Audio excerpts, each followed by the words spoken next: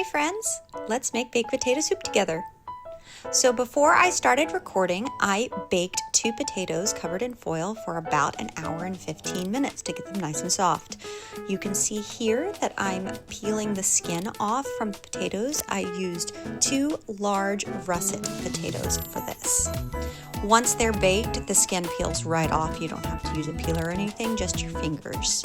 The reason that we bake the potatoes for this is, one, they're going to be used as a thickener later on, and it gives a nice roasty flavor to your final product.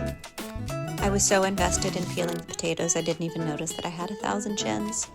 Real life, people! No filter necessary. Okay, there's the mashed potato for later. I'm going to set it aside. I get my thank you for coming bowl, and these are non-baked potatoes that I'm peeling the skin off of that we're going to dice a little bit later on. I'm doing all of my prep work, or mise en place, if you will. I love my Rachel Ray peeler. It doesn't match anything in my kitchen, but it's my absolute favorite peeler of all time. Nothing else compares to it. I don't know why it's so much better than the rest of the peelers. Do you have a favorite kitchen gadget? Tell me about that in the comments. I would love to hear what some of your favorites are that just make no sense. Okay, here I'm peeling the onions and prepping them for when we're going to dice them. We're going to use 2 different dice sizes. The potato is going to be a large dice for your spoonfuls, and the onion's going to be a really fine dice, so you don't really taste the texture of them in your baked potato soup. And I'm peeling up the garlic, smashing them with a knife just to get the skins to release. Those onions are strong. Here's my cheater device. It's my dicer. It has special plates to where I can just slap chop it and it automatically dices. It's really helpful when I'm having like arthritis and grip strength problems. And right now we're working on the potatoes to get them nice. I'm going to show you how nicely they're cubed in just a second.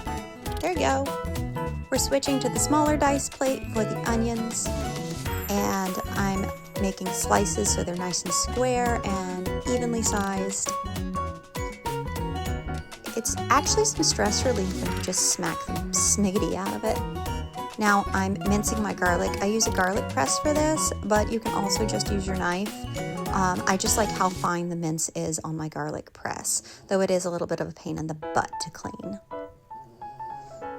But it gets out the skin, the internal skin of the garlic clove that can be an unpleasant texture in whatever you're cooking, so that's kind of nice.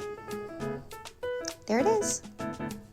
Now I'm going to slice up 6 slices of bacon, and it's just going to be like lardon size, so about an inch each piece of bacon is going to be. Bacon is so hard to cut when it's warmer. Okay, so my Dutch oven is up to temp and I'm searing the bacon, just crisping it up. We're gonna leave the bacon grease inside the Dutch oven and strain out the crispy bacon once it's done. There we go. And then I added a little oil and the diced onions, and we're just going to sweat those to translucent. Add the garlic. You only want the garlic to saute for about a minute till it's fragrant, and add the potatoes. It's going to help thicken everything. And then I'm going to add flour as an additional thickener, and you're going to cook that for at least 3 minutes to cook out the rawness of the flour. Add chicken stock, stir it all together. Add your spice sachet. I also added some black pepper and salt. Bring to boil. You're seeing it starting to boil.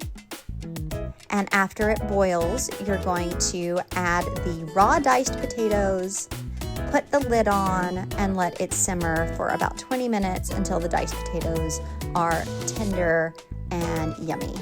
We've simmered for 20 minutes, and I take out the sachet that had the bay leaf and everything in it, add 1.5 cups to 2 cups of cream, more black pepper, a little nutmeg, which is my secret ingredient to cream-based things like mac and cheese and loaded potato soup and potato leek soup. Bring to a boil and let it thicken to your taste. You can add more salt at this point if you want. I like things salty, so I usually add a little bit more salt on the tail end. But if you're using bouillon instead of chicken stock or chicken broth, you will probably not want to add any more salt. That's looking thick and delicious, and we're going to dip up a beautiful bowl. just a second. There we go. Doesn't that look so good, especially on a cold winter day?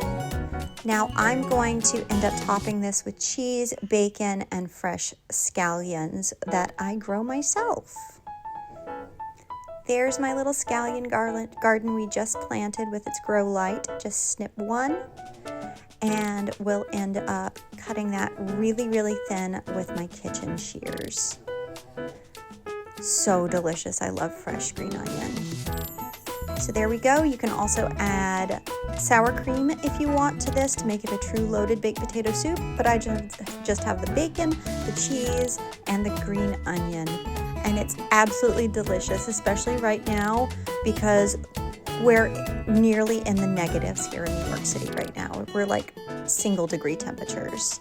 Enjoy your potato soup. Ask me any questions about this recipe in the comments.